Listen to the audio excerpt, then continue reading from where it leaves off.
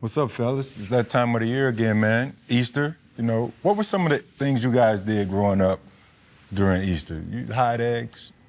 What you got going on this year? Yeah, we hide eggs, Easter egg hunt. I'm a CEO of a church.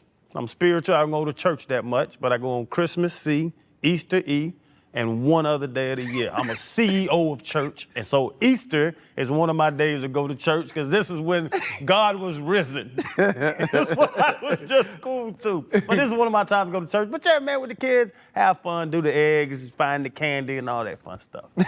I actually like that you said the CEO of church. It's the off season, so I get to go a lot more often, and I go to a church called Healing Place. The pastor's name's Pastor Mike, and last week he talked about the Last Supper, because obviously in order for Jesus to rise and be resurrected, he had to die. He mentioned the Last Supper to mention who was included in the meal. At Jesus' last meal, he had a betrayer, a denier, and a doubter. Think about if we were going to eat one last time. We would be extremely selective about the people that sat at that table because you'd want to be around people that loved you and supported you and the people that deserved to be in your presence before you actually sacrificed your life for them. And he had Judas there who he knew would betray him.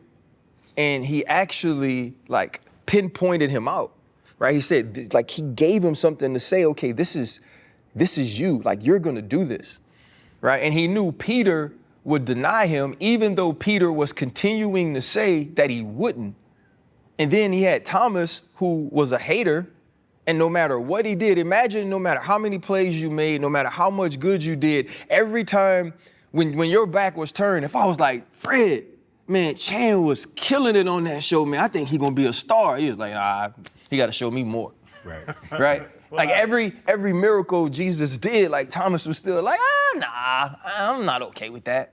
Right? And even in all those things, he let those people sit with him because those were the people he was coming to save. And what I find interesting about that is isn't that what the resurrection is about?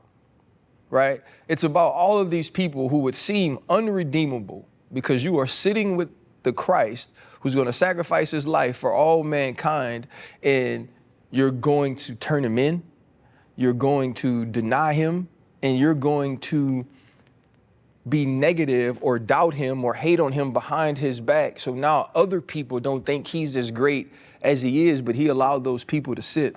And Pastor Mike told the story to kind of wrap it up about his first day at a new school in high school. And he said he was walking, looking for somewhere to eat in the cafeteria, and there was a group of people that was like, hey, you come sit with us. And that's what Jesus is doing for us, right? He's saying if you're searching for a home, there may be people on this earth that betray you. There may be people on this earth that deny you. There may be people on this earth that doubt you.